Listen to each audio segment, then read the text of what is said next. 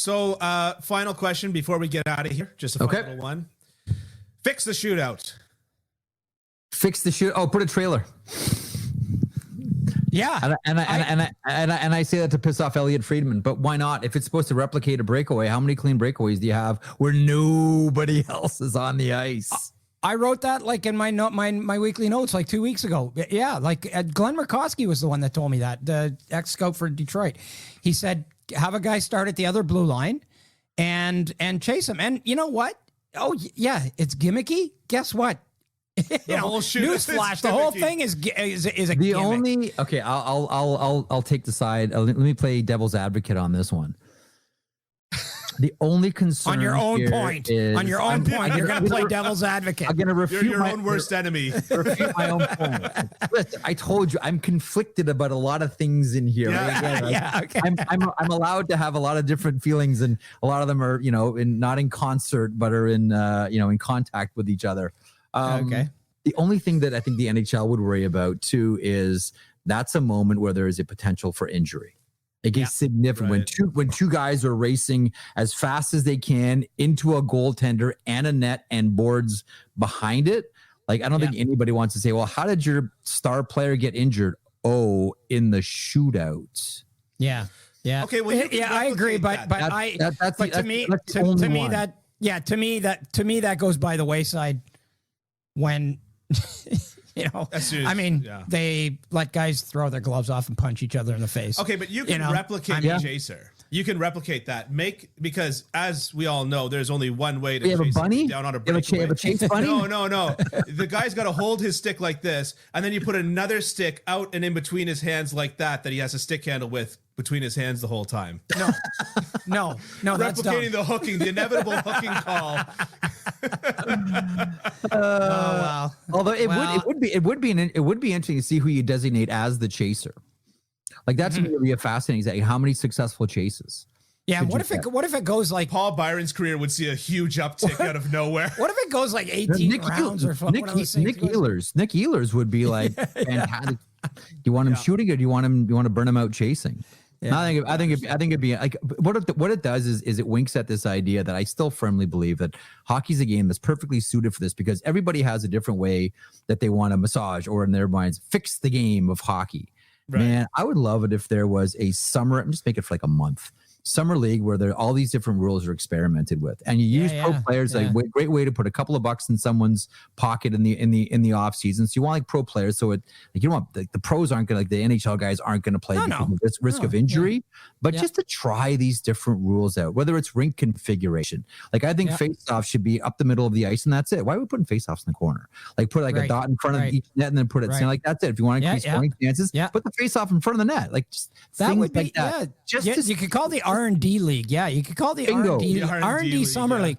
Yeah, and like no icing, you can't ice the puck on a penalty. You still get called for icing, or all these other things that seem to be pie in the sky, and then you put them into practice. I think that's a great idea, Jeff. Here's the one that I've been banging on for a while, and I was trying to get it into the GM's meetings, but I couldn't convince anyone to bring it up or put it on the agenda.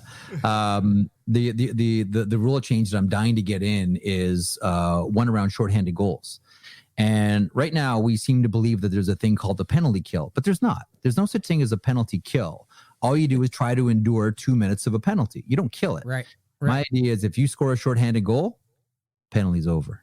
Actually killed the penalty. You actually killed the penalty. You've done something to end that penalty. Your guy comes out of the box. Think about how Vegas would do this. You score a shorty, lights go out, spotlight on the penalty box, the door opens, the big celebration. He triumphantly, no skate of shame. He just comes out and waves to the crowd. I've been released. We always think of like, how can you create momentum changes and shifts and swings? Yeah.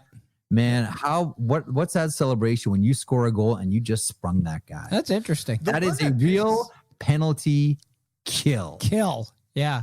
The one that pisses me off about penalties is the fact that if you pull your goalie and then you score a goal, then the penalty is null and void. The power play, I should say, is null and void. I agree. Yeah, I agree with that too. You should be able to go for two and see how much more motivated those guys are to put that puck in the net. Yeah, exactly. I'm with you. By the same token, you shouldn't the penalty shouldn't end after a power play goal either. But also, I've seen goals called back when they've pulled the goalie and then put the puck in their own net. Well, we all know. Get out of here. Yeah, well, we all know that the goalie. We all know that the biggest thing that we have to do to change hockey is to make sure that there's a portal that sends people who bang on the glass straight to hell. Straight to hell. That like you just get sucked into hell as soon as you start doing that stuff. Yeah. That's the one. That's the biggest one. I put that on Twitter. I said my bad hockey take is that I couldn't care less if somebody bangs on the glass. You paid $5,000 for a ticket, bang on the glass. Man. I paid $200. I paid $250 for the NHL Center Ice package. I don't need to be sitting in my house listening to some moron go whack, whack, whack, whack on the glass. I don't need it. That's awesome. I'm with you on that one, Kenny. Death to glass bangers. No thanks. Yep. And you know where? Straight to hell. Portal straight to hell. Phew. You know where it's specifically bad? At the minor/youth level. The parents that bang. That's surprising.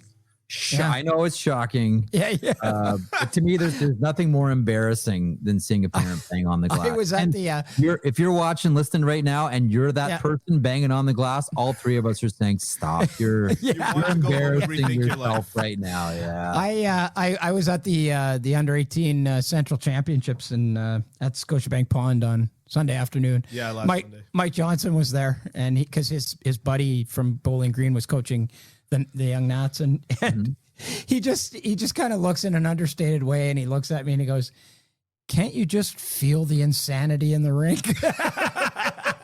So there was. I'll close with this story. I'm going to see if I have a prop. Okay. Oh, here we go. I don't have a puck next to me, but I have some TV makeup, some Mac 30. So pretend this is a puck. I'll end you on this one about insanity. So Mickey Irons was a referee in the era of Bill Chadwick, the big whistle. Bill Chadwick was the official that came up with, the hand signals that we all know: tripping, hooking, slashing, all that. Big whistle. Yeah. So Mickey, at the beginning of every game, would call the other. This is with three official system. So two linesmen called the center ice, and he'd always give the same speech. He would say this. He would hold up the puck and he would say, "Now remember, gentlemen, the minute I drop this round black thing and it hits the ice, the three of us become the only sane people in this building. Let's just remember, all it takes is me dropping this thing, and then we're the only people that have any type of sanity the minute that happens." That is so true. That is so true. I tell you, I went to a nice fight and a hockey game broke out. I like that. That's a good yarn. And you've had many of them for us, Jeff. Yeah. My pleasure. I want to thank you so much for joining us. We've taken up so much of your time, your prep time. Oh yeah, you don't prep. Anyways, but yeah. What's your industry secret? Yeah, sorry about that. But anyways, Jeff, can't thank you enough for everything you've done for us today. Just a fountain of knowledge and great stories, great information. And I got you fooled, Kenny. I've had you fooled for years, Kenny Campbell. Well, there you go. There you go. Yeah. Well, you're doing a hell of a job of it. So thanks, gentlemen. Thank you. Be well, be safe, enjoy the game. Dylan, thank you very much. Kenny, thanks to you as well. Thanks, boys. Be well. Yeah, you too.